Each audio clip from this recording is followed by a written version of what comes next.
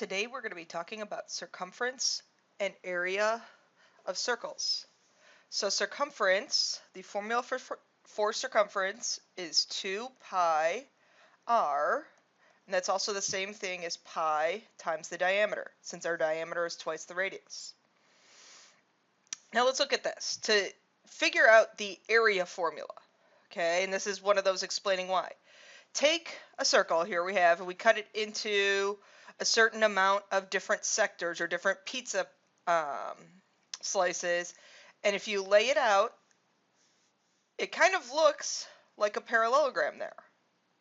Okay, and the more and more triangles or sectors that you cut this into, the more and more it's going to resemble a parallelogram. So our height is going to be this distance here, which that's going to be the radius. Okay, now the base.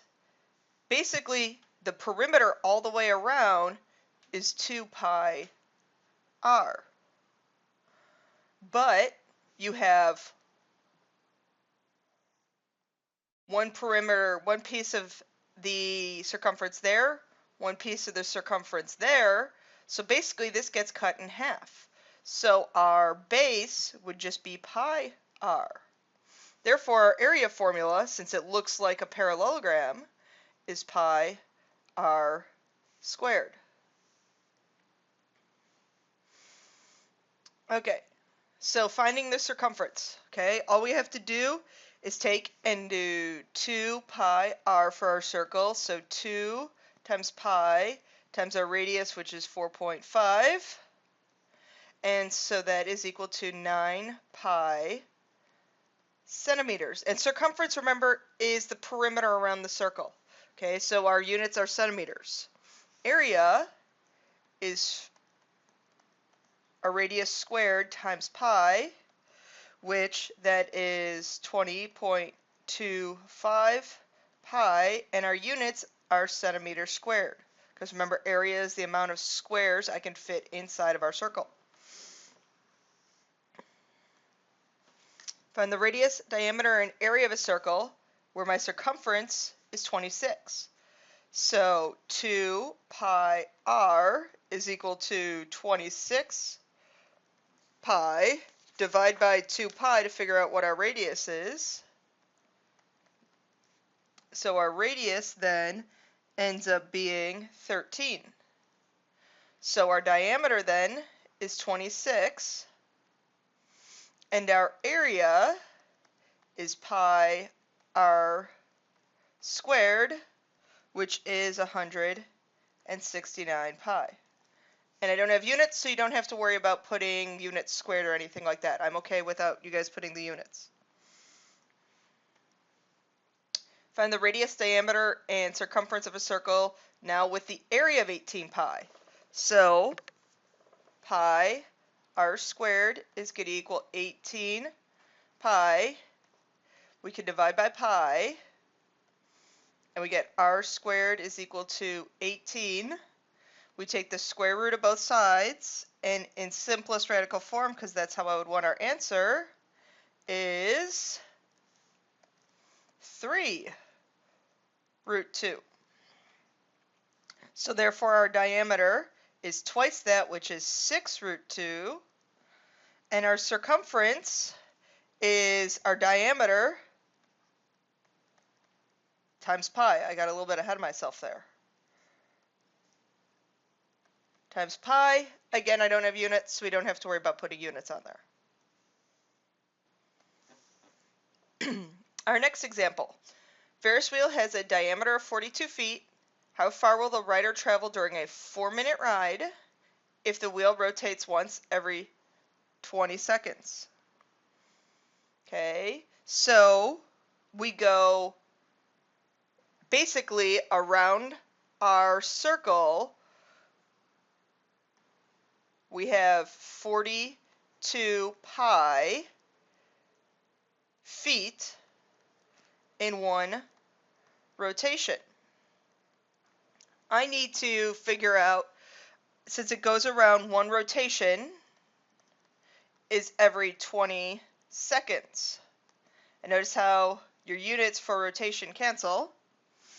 Now I need to convert seconds to minutes. There is 60 seconds in 1 minute. So our seconds units cancel. And then we're talking about going for 4 minutes. So I think about this as a unit converter question. Okay? So multiplying all that out, and I like to use, there's a pi button on your calculator, and I'll show you guys where that is in class, but multiplying all that out, I get 1583.36 feet, because our units are feet.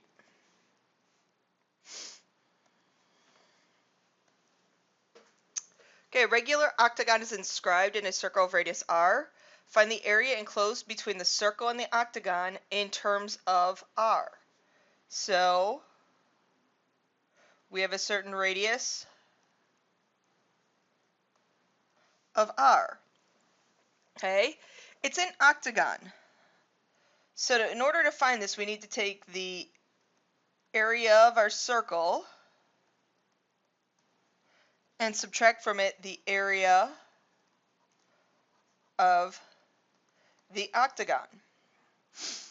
Okay, it's an octagon, so I divide 360 divided by 8, and that gets me each one of these angles here is 45.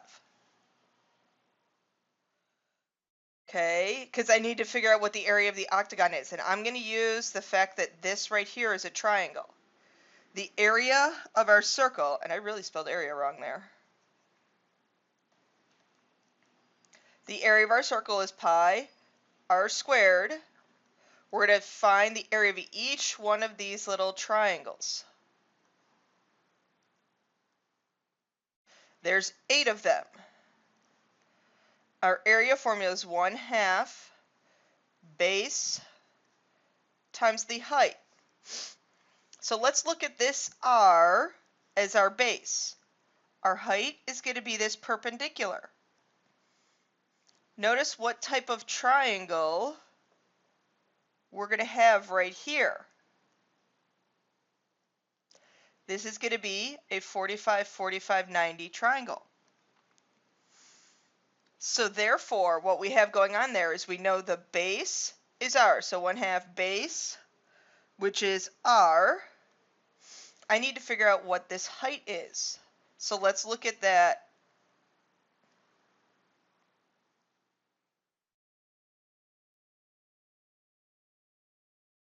Remember, this is a 45, 45, 90 triangle. So our hypotenuse is r. So in order to find either one of the legs, which are both equal, we do r over root 2 is equal to, I'm going to name that as x, is to 1. So in other words, I just have to rationalize this because x is equal to r over root 2, which is equal to root 2 over 2 times r. Okay, so I use the fact that this is a 45, 45, 90 triangle to find the length of the altitude to the base, or the height to the base.